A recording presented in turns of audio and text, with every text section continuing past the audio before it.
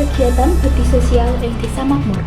Warga Desa Makmur nganakake kegiatan bakti sosial ing dina Minggu tanggal 15 Januari 2024.